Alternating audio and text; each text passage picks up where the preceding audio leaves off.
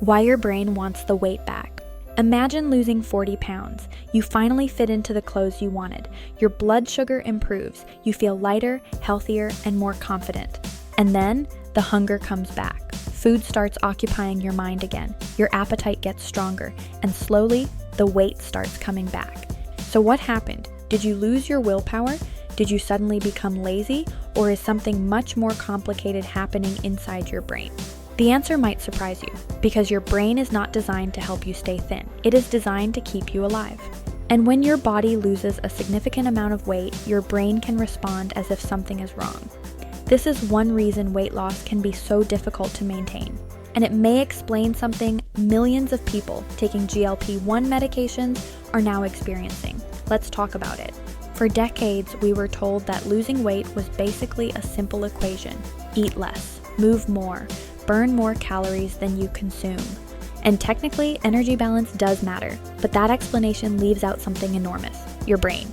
Your brain constantly monitors your body's energy stores. It receives signals from hormones, the digestive system, and fat tissue.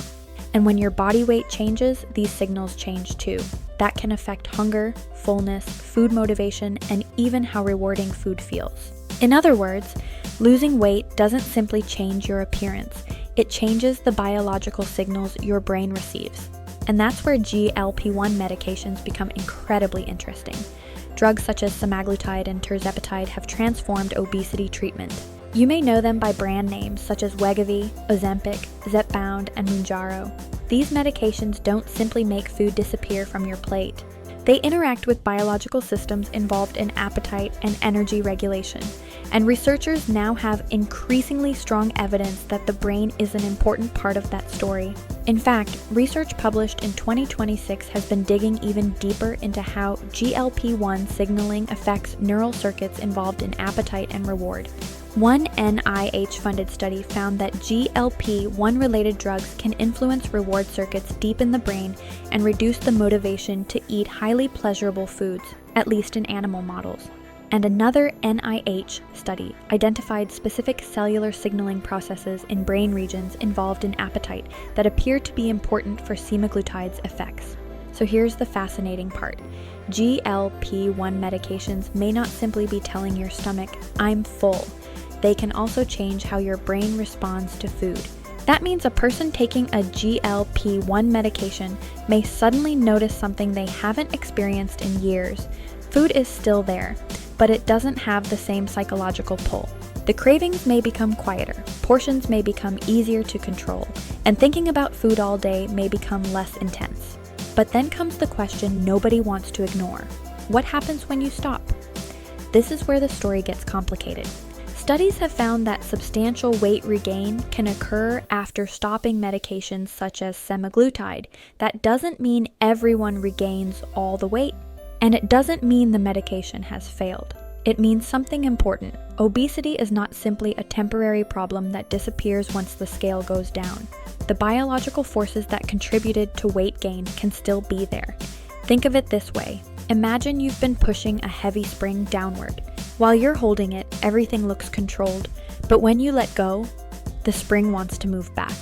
Your biology can work in a similar direction after significant weight loss. Hunger signals can increase, energy expenditure can change, and the brain can respond to the reduced energy stores.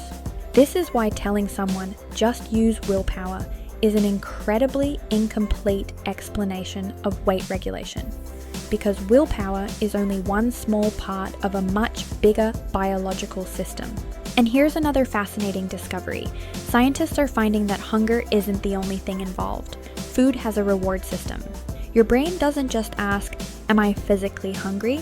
It also asks, "How pleasurable will this food be? How much do I want it? Is it worth seeking out?" And researchers have identified dopamine-related neural circuits that influence this kind of hedonic eating driven by pleasure rather than physical hunger. This may help explain why someone can say, "I'm not actually hungry," and still desperately want dessert. Your stomach isn't necessarily asking for calories. Your brain may be asking for reward. And GLP-1 signaling appears to interact with some of these systems. But there's an important distinction.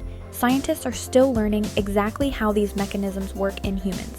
Some of the most detailed neural circuit experiments have been performed in animals, so we shouldn't turn exciting neuroscience into exaggerated claims like, scientists discovered the one part of your brain that makes you fat. That's not what the research shows. What it does show is much more interesting. Weight regulation is controlled by a complex network involving the brain, hormones, metabolism, behavior, and the environment around us. And GLP-1 medications are giving scientists a new way to study that system. Maybe the biggest lesson isn't that your brain is your enemy. It's that your brain has been trying to protect you all along. If your body interprets weight loss as a threat to its energy reserves, increasing hunger isn't a character flaw. It's biology. And that changes the way we should think about obesity. Not as a simple failure of discipline, but as a chronic biological condition involving powerful systems that regulate appetite, reward, metabolism, and body weight.